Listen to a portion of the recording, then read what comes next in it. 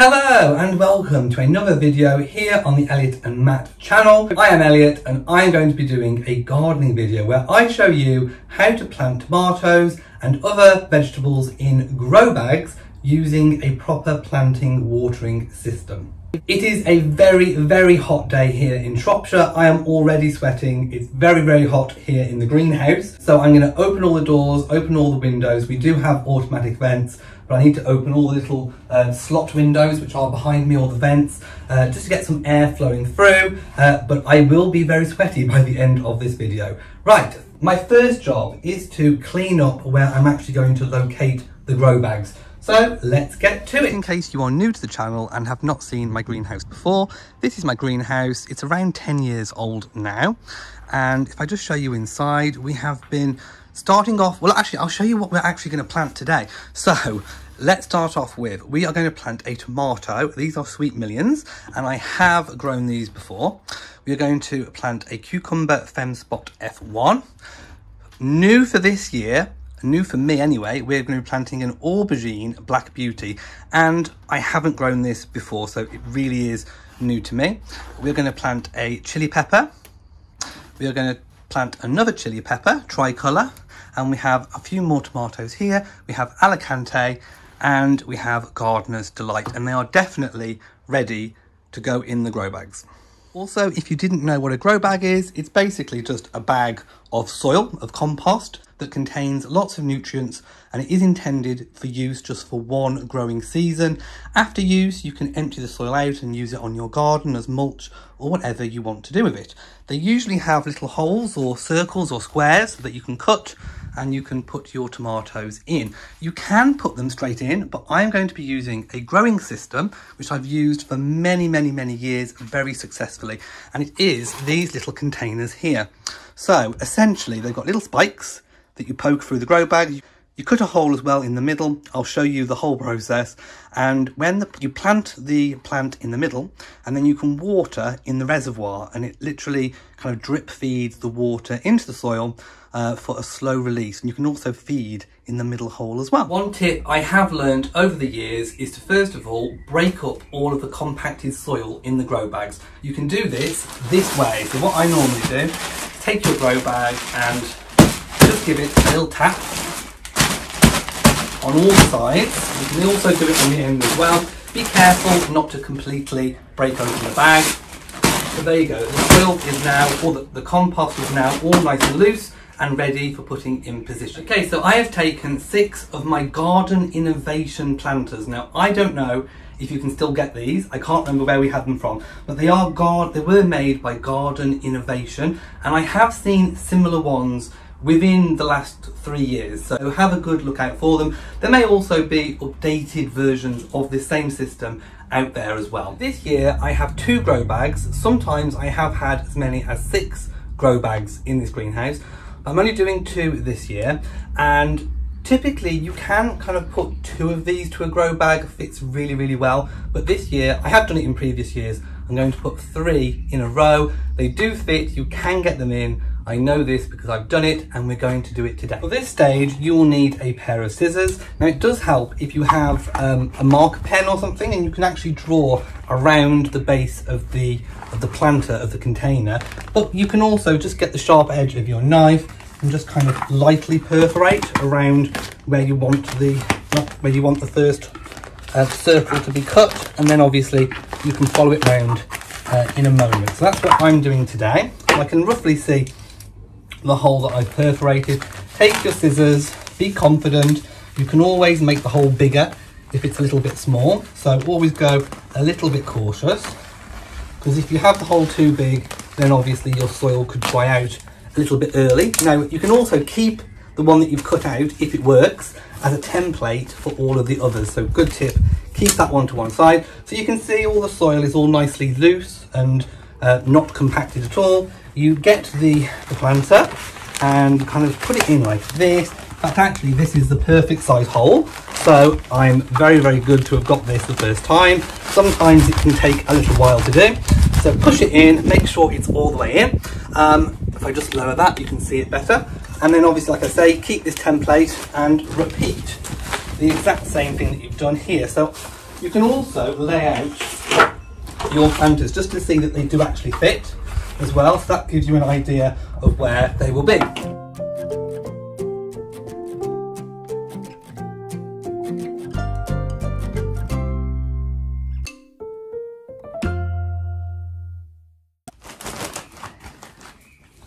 So there we have it, 3 in a grow bag.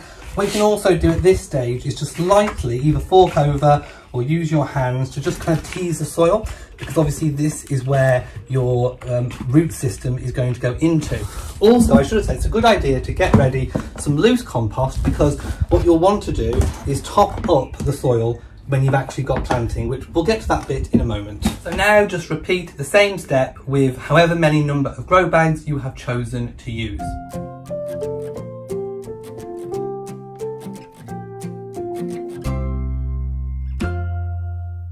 So now, as you can see, they are all in a row. They are all a really nice position. I'm really happy with what I've done.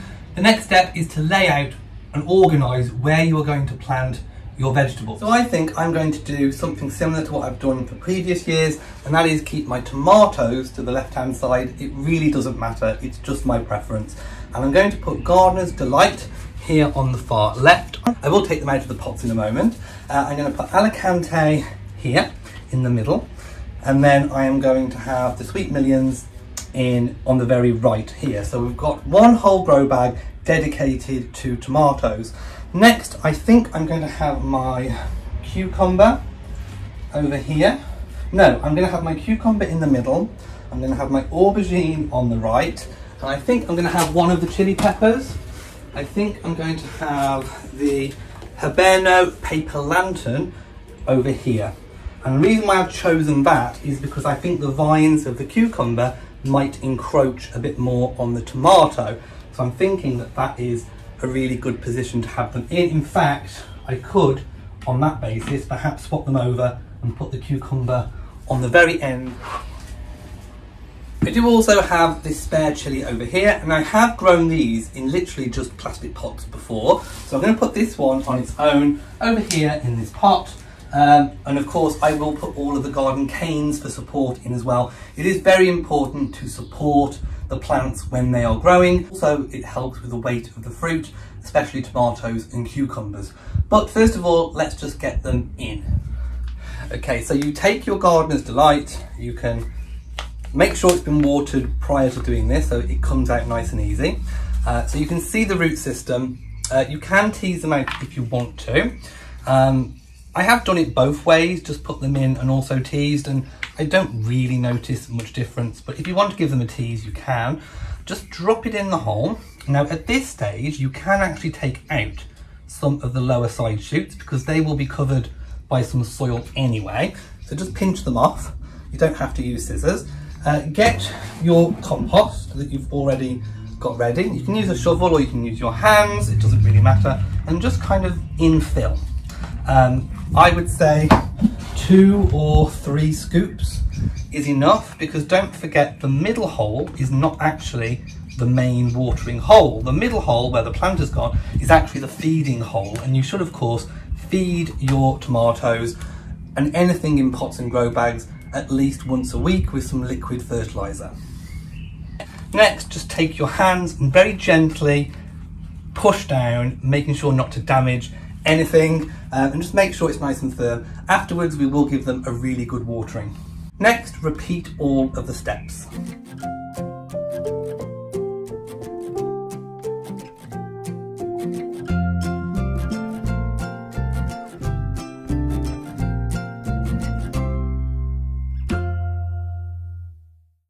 Okay, so that's everything planted. Now, I have noticed that some of the chilies, the aubergine and the cucumber in particular, still look a little bit underdeveloped from their pot growth.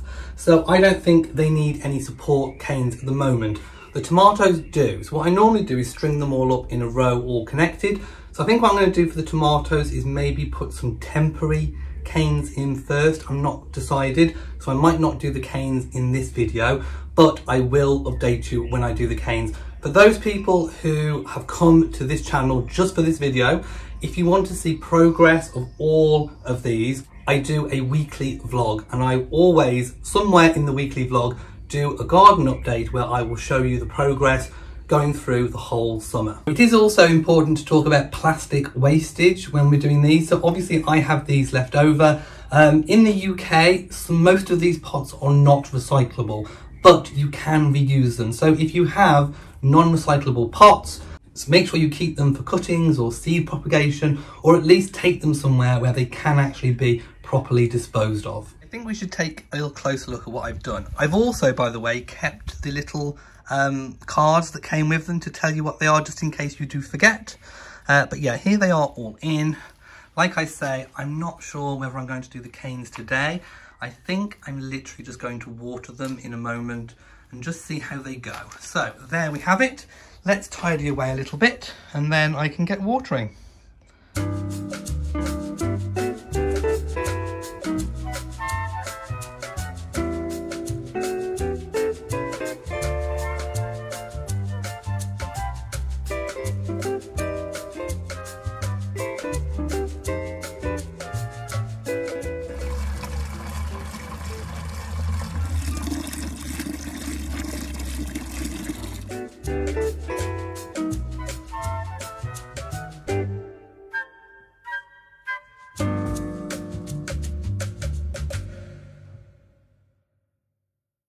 I'm afraid I'm going to have to contradict myself slightly. I said that the middle hole was for feeding. It is, but initially when they're first planted, you need to give the roots a really good thorough water. So the middle hole, until they are established, is the watering hole, but it later becomes the main feeding hole as well. So I have got a fine rosed watering can. This one's by Hawes. And if you look, a fine rose means a head of the watering can with lots of little holes, and it gives fine watering droplets.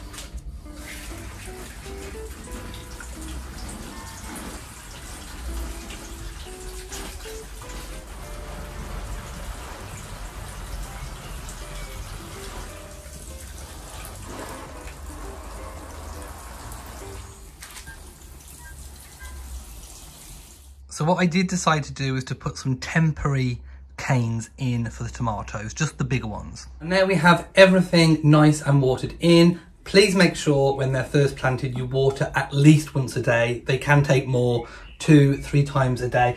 Make sure in the blazing sun not to water the leaves if possible. It's okay right now because it's gone a bit cloudy, but if you can, try and water around the leaves because they can get scorched in the really hot weather.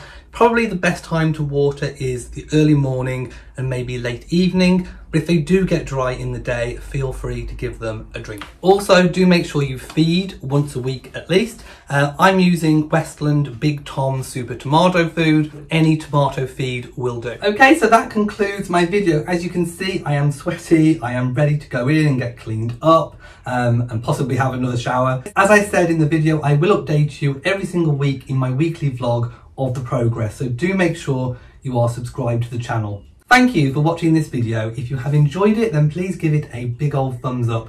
Don't forget to share on social media and also hit the bell so that you know whenever I upload a new video. Also, please do remember to subscribe to the channel. So from me in Shropshire, mwah, to you all and goodbye.